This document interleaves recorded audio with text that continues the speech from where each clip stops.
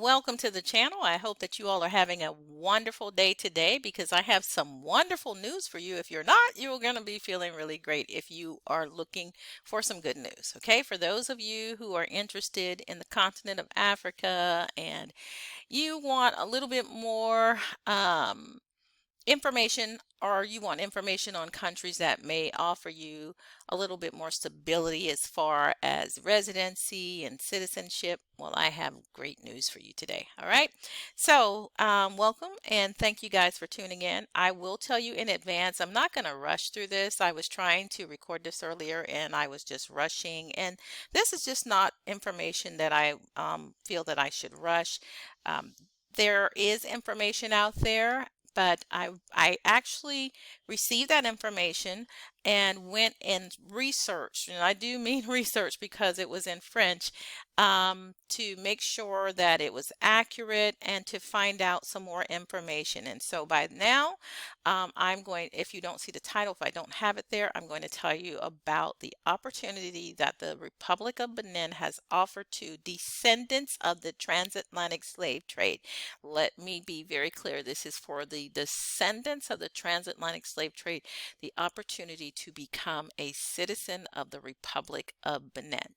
So on the screen here, you see the president, His Excellency Patrice Talon, all right, who is the president of the Republic of Benin, and he has pushed this proposal, not proposal, but he has pushed this bill to his people there in Benin, and they have definitely been working on it, and they are in agreement with it, and they have put together a bill to bring the members, not to bring, but to allow those who are descendants of the transatlantic slave trade to become a citizen of the Republic of Benin. And this is different than other opportunities that exist on the continent. I'm going to tell you how. And so please stay tuned until the end because you don't want to miss something very, very important. Okay. And so once again, this is different than others that are being offered. We thank Yah for those countries that do extend those offers, but please listen for the details. All right, so once again, this is His Excellency here on the screen, a photo of him, President Patrice Talon of the Republic of Benin. All right, so for those of you who are not familiar with Benin, let me show you the flag. Okay, I'll start with the flag. All right, so this is known as their flag. And I say this is known as their flag, but I am just finding out that there was another flag that was taken actually by the British to Britain. All right, so the flag that was taken initially is this one. All right.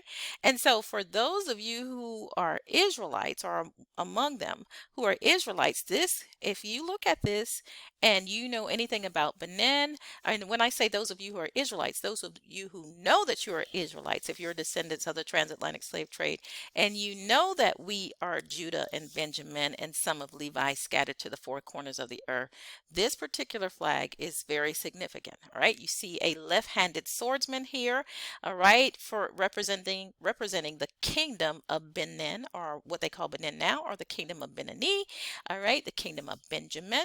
And so I'll show you a map that shows the kingdom of Benjamin and the kingdom of Judah in just a moment.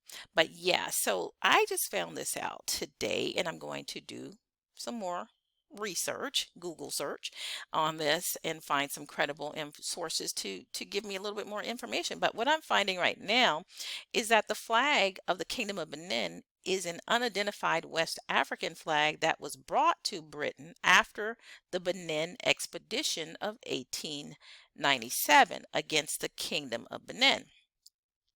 Debate exists over the origin of the flag, including which West African people created it. Now, some will probably say, oh, the people with the sword are the colonizers. I don't think so. All right. If you know the history of Benin, all right, its biblical connection, and the Benjamites were known as skilled swordsmen. All right. And then note that he is holding the sword in his left hand, all right? And they were known to be skilled left-handed swordsmen, all right? And so I find this very interesting and significant as someone who knows that we are the children of Israel. And I also have learned the history, some of the history of Benin and Togo and what is known as the Slave Coast, which I'll be showing you in just a moment, and its connection to the children of Israel and the tribe of Benjamin. And, you know, my son also is left-handed, and I remember when he was first born, his father's family, we were at a gathering, and he was not even a month old, and people were coming up and asking me which hand does he use, and I thought that was a very odd question.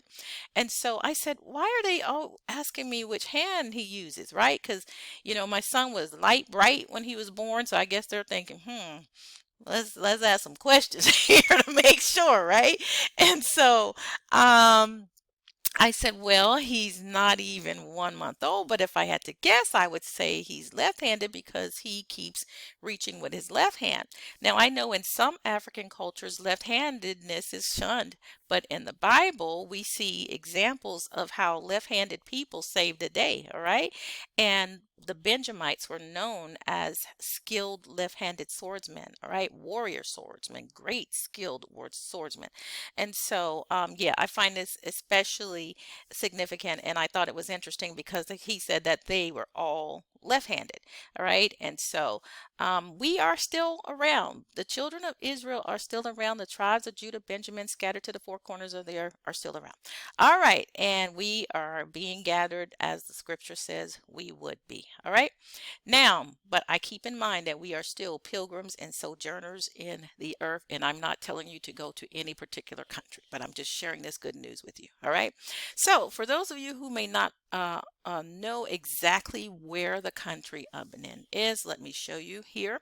Most people are familiar with Ghana, so to next to Ghana, you'll find Togo, which is also significant when you consider the slave trade. In fact, this whole area right here, part of Ghana, which was also known as Togoland, and what is modern day Togo, Benin, and Southwest Africa, Southwest Nigeria. This was all known as the Slave Coast, this particular area right here. Okay, not all of Ghana, but from here to here. This was known as the Slave Coast, all right? So it's interesting how many of us are, I think some people are just afraid to go to Togo and Benin, to be honest, all right? I've mentioned that before to some of our Israelite brothers on another channel. I'm like, I just think some of them are just afraid to go, all right, because of the things that they see in here, but I'll talk about that at another time. All right, so just in case you don't know where it is, this is where it is. And when I was in Togo, I've done some shares there. You all can go and look. And one of them is when I drive actually from here to the border of Benin. Very easy to do by the grace of Yah, because the wonderful country of Togo has put in some wonderful roads. In fact, they have sidewalks. You can literally walk from the Aflao border to the border of Benin and back because they have sidewalks on both sides. and, and so, yeah, clear sidewalks, nothing cluttering the sidewalks. And that's not shade, that's just the facts, and I appreciate it. All right, you can walk, you can bicycle, whatever, all the way from the coast of, from the border of Ghana to the border of Benin. All right, so just in case you didn't know, that's where it is. So now let's get into what's going on. So over the last couple of, well, maybe since it was announced, there was a meeting held by the government of Benin, all right, the Republic of Benin, and during that meeting, they decided, and they had already been working on this bill, and they're going to pass it up to what we would call Congress and Parliament, right? But for it to be put in effect, okay? And so in that bill, it outlines that they are offering citizenship to the descendants, and they are very specific, to those who are descendants of the transatlantic slave trade, all right? Scattered throughout the four corners of the earth. So let me see how am I going to do this? Am I going to start with that? But let me just show you this as well. This is a map, an old map of the Kingdom of Benin, all right? are originally, the map prior to this said the Kingdom of Benin. All right, so it was here. You see the Kingdom of Benin extending here.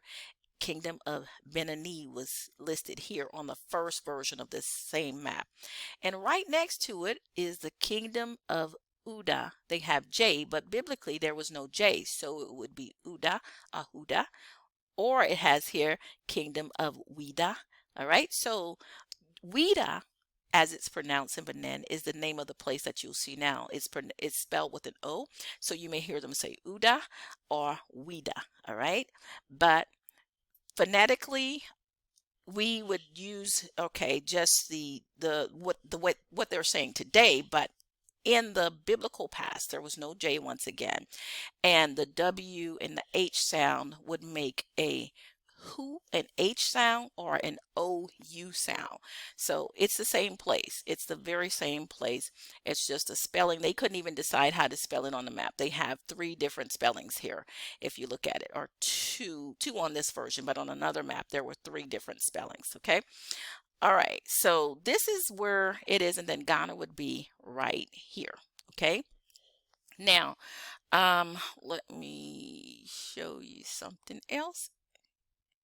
Oh yeah, so I wanted to mention this. I mentioned it before in another share, how I felt that we really needed to research the kingdom of Dahomey, all right, because I felt like the timing and release of that video, I mean of that movie, it came with in a special message, I think, and the intent, in my opinion, was to cause confusion and to turn us away from that particular region. But historically, those who were dispersed through the transatlantic slave trade have a great connection to that area. All right. This right here is actually called the door of no return in Benin. All right. Now, if you've seen my very first video on that one, I show this along with other clips, but this is the door of no return in Benin, and it's at the place called Ouida, Judah. All right, so however you spell it, but it's Ouida. All right, but remember in the Bible there was no J, so it would make a woo sound. Uda, Yuda.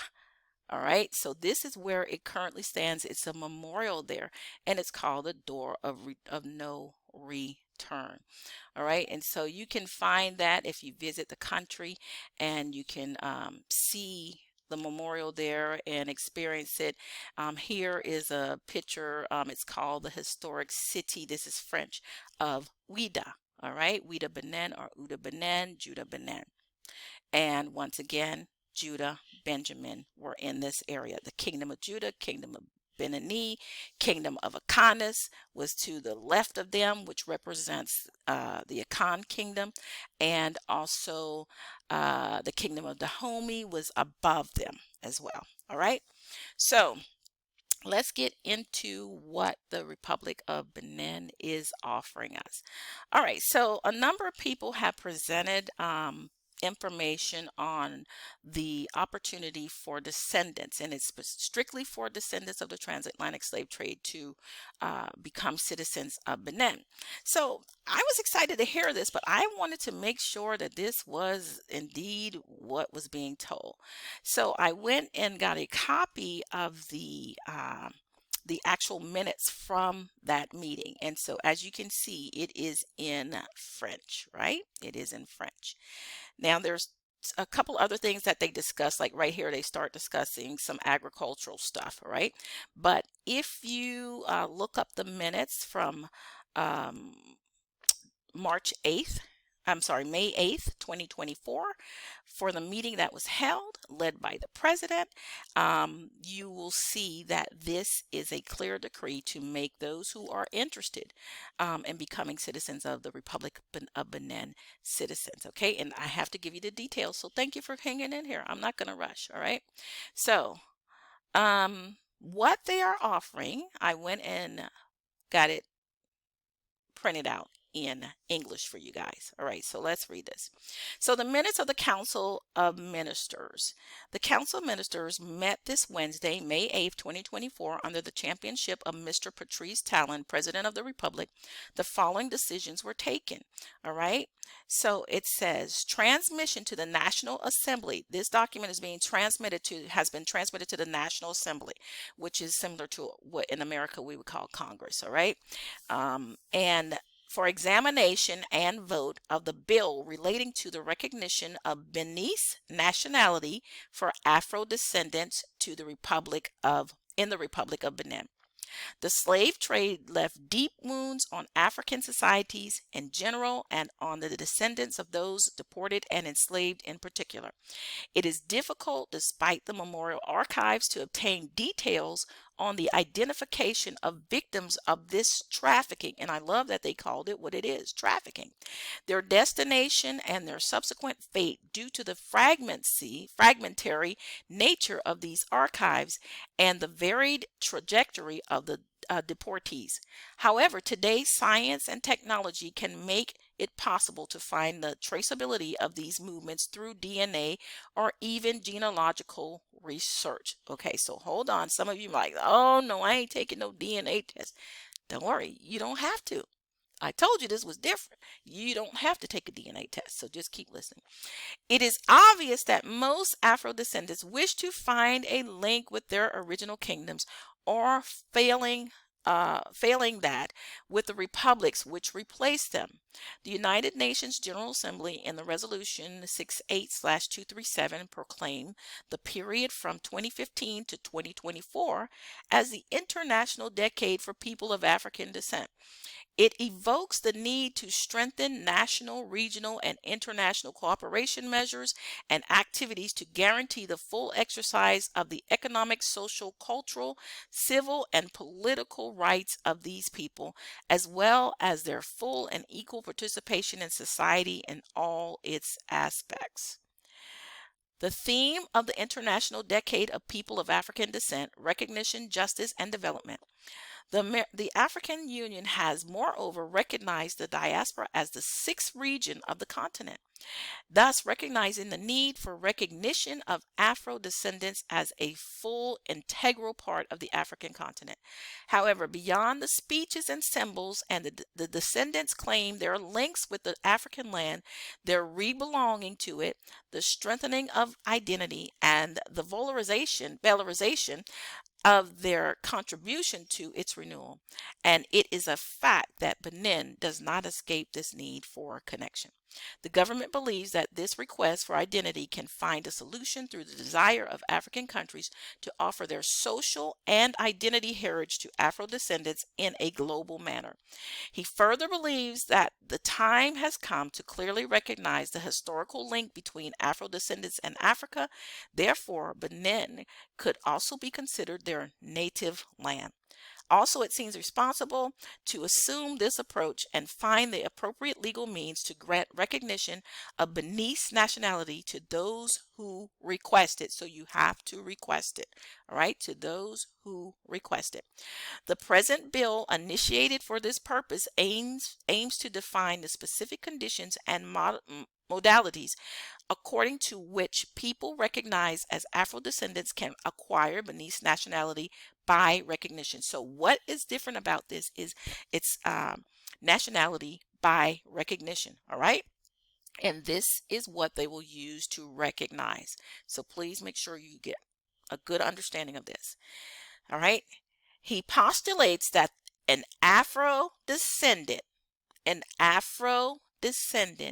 is any person who, according to their genealogy, an Afro-descendant is any person who, according to their genealogy, has sub-Saharan African ancestry, deported outside the African continent as part of the slave trade. All right, so your genealogy must show, first of all, sub-Saharan ancestry. Okay, that's one way. All right, so It's any person who, according to the genealogy, has sub-Saharan ancestry deported outside of African continent as part of the slave trade. Not you took yourself from the continent into America. Say you're from another African country and you took yourself to America, right? And now you said, you know what? I want to go back to Africa, but I want to be a Benin citizen. So I have African ancestry, genealogy. No, you have to be a descendant of the transatlantic slave trade. Okay. All right. And that you have proof of Afro descendants, all right, is provided by the applicant by means of any civil status or official document or all testimonies established by authentic deed. So if you have any civil status, documentation, birth certificates that show you were Negro when you were born, depending on your age, it might say Negro, it might say Black, it might say African American when you were born, and it also has to be established by an authentic deed, meaning a government agency or some agency confirmed that when you were born, you were Black. You didn't just become Black because you feel Black today. All right. All right. And I say Black, I mean a descendant of the transatlantic slave trade, not just African Americans, but it could be Caribbean American, it could be Black British, but you are a descendant of the transatlantic slave trade, those who were traded during the transatlantic slave trade. All right. And so also it offers the opportunity of a DNA test carried out by an approved structure in Benin or by any other technical or scientific means. Okay. But remember, not that alone. You have to be a descendant of those who were descendants of the transatlantic slave trade, and you have to have proof of your Afro descent, documentation that you are and identify as such. All right. And so Article 98 of our Constitution provides that citizenship and civil rights are the domain of the law. Okay, so once again, you do not have to have a DNA test, but you do have to have documentation and proof that you have identified and have been identified, such as a birth certificate, and it must be authenticated by qualified documents, okay, such as birth certificates and those other documents that will identify your ethnicity, okay. All right, Article 98 of our Constitution provides that citizenship and civil rights are the domain of the law. Although Benin's nationality by recognition confers on its holder all the rights and obligations attached to it, in accordance with Article 36 of the law number 2022-32 of December 20th, 2022 on the Nationality Code of the Republic of Benin, it, however, accepts those interested in political rights and access to the Beninese civil service. So this citizenship that you're going to get, I said it was going to be different, right? And here's how it's going to be different initially. Keep listening. Initially, someone says, see, there it is. Initially, it's going to be different. And for many of us, it's fine with me. Okay. The initial difference is that it is limited to, initially, from what I have read, 3 years. All right. You have to visit the country of Benin. All right, I don't want to get ahead of myself. All right, and you have to spend some days. You don't even have to be there the 5 year. Let me just explain this. You can become a citizen of Benin without even having descendants, being a descendant of the transatlantic slave trade as a foreigner. If you live as your primary residence, you have to prove that Benin has been your primary residence for the last 5 years. You as a foreigner can be a citizen, become a citizen of Benin, right? However, this is like an express track. This is an express track for those who are descendants of the transatlantic slave trade, meaning in the three, they're going to initially grant you a passport for the Republic of Benin. And you do not have to live there for 5 years. You only have to, before that passport expires, spend some days in Benin. So you have to visit the country and be there for some days, a couple of days, within that 3 year period to before you become a citizen. Now, after that, you can apply if for your 5-year citizenship, meaning you get full citizenship and you can vote. One article said you can even run for president. That's okay. I'm not trying to do that. All right. Um, I just wanted you guys to know that it's not just a regular citizenship that any person can get, a Chinese person, an Arab person, Lebanese person. This is an express track citizenship, but there are rules and guidelines, all right? So now, once again, there are also initially limitations for the 3 years. Okay, it says, however, this accepts those interested in political rights and access to beneath civil service, meaning you can't join the military, which is also fine with us as well. All right. So, some may say, oh, this is just a scheme to get you there for tourism. It may be. Perhaps it is. But guess what? At least he's smart to give you something in return, because this gives you full rights as a citizen, and it also gives you the right to own land for those of you who want to move to the continent, but you want to be able to purchase land. Now, there was a question brought up by some, okay, concerning this particular citizenship. And let me just read it. It says, so if Afro descendants obtain Beninese nationality but are excluded from the civil service, joining military, and from political rights, meaning you can't vote, many wonder if Benin is sincere in its approach. The question was asked to the Deputy Secretary General of the government spokesperson on Friday, May 24, just recently. Williford and Leandre, and I won't mess up his last name, was at the Benin Intelligence Headquarters as part of the weekly meeting with the press. First, explains Mr. Williford, nationality by recognition, and that's what this particular citizenship would give you, nationality by recognition, and I name those ways that you have to complete the recognition process, is a step. It's as if you are temporarily Beninese. During this time, you are entitled to the passport, and it is valid for 3 years. This nationality by recognition is valid for 3 years. 3 years during which you are required to come and spend at least one stay in Benin. You just visit the beautiful country, beautiful beaches. All right. If you come for this stay, you are now eligible for nationality certificate to be fully Beninese. Simple. Simple and very generous. May Yah bless Benin. All right. And the president and all of his men and women. All right. Once the beneficiary of Beninese nationality by recognition become a full Beninese, he now has the same rights and the same obligations as the Beninese people. But while you are in the process, you are in the pipe, as they say. You cannot apply for civil service, you cannot be elected, you cannot be eligible, because you are in transition to insisted the government spokesperson. You're in transition, basically. That's what it says. So after that 3 years, then you're eligible. And so after you make your visit and spend a few days in Benin, I think this is a blessing. I think it's a great door for us to historically find out what we have not been told. A lot of things have been hidden in plain sight. All right. Now, there's something else I wanted to share with you all. I know that this is a bit long, right? I may wrap this up and come back again later with some more information. But please, please, please, please, if you are interested in this, please make sure that you are going to do your research as far as confirming what I said. All right. I am using original government documents to give you this information.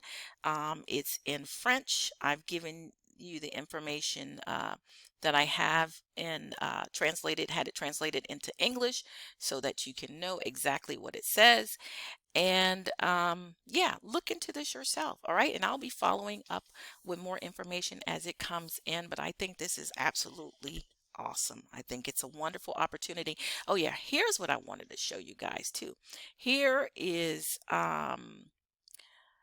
this not only opens the door to Benin, but it opens the door to other member ECOWAS countries, right? Because with that Benin passport, you are now able to travel between these countries, right? Without a visa, as if as a member of the states of these various states of these various countries, all right, as an ECOWAS member. So if you're in Benin, you can come on over to Togo without any problem. You in Togo, you can come on over to Ghana without any problem. Ghana, you can Gambia, Ivory Coast, Cape Verde, which is Cabo Verde here, Burkina Faso, Guinea, Guinea-Bissau, Nigeria, Senegal, Sierra Leone. So this opens the door for you to see West Africa and see the places, many of the places where our ancestors were taken from. Okay. And I think it's a wonderful and a blessed opportunity. I think it's a historic opportunity. I think it's a foretold prophecy coming to pass. That is my opinion. Once again, I'm not forcing anything on anyone. I'm just saying that I truly believe that we are being gathered. I don't think it's just a fad. All right. I truly don't believe that. For some, it may be, but I don't believe that it is a fad. I do believe that it is a gathering and a reuniting. And I do believe that we will be moving from these areas, though, as the scripture says. But as for now, I think it's a wonderful opportunity. I remember that I'm a pilgrim and a stranger, a sojourner in the earth, and I pack light and I don't build and not intending to build anything I can't walk away from. And I would encourage you to do the same thing. All right, dig deep, but don't build anything you can't walk away from. So, if you have any questions, hold them because I'll probably be back with another share at another time. But I thank you guys for tuning in, and I hope you listen until the end. Those of you who did, y'all bless you. I appreciate you. I pray y'all's double portion upon you of great things overflowing. I appreciate your time. I appreciate you being diligent and just wanting to get all the information that you can so that you can be informed. And that's my goal. All right. That's my goal. And I take pleasure in doing that. And I also take pleasure in those of you who appreciate the fact that I do that. So I love you all. Have a wonderful day and shalom.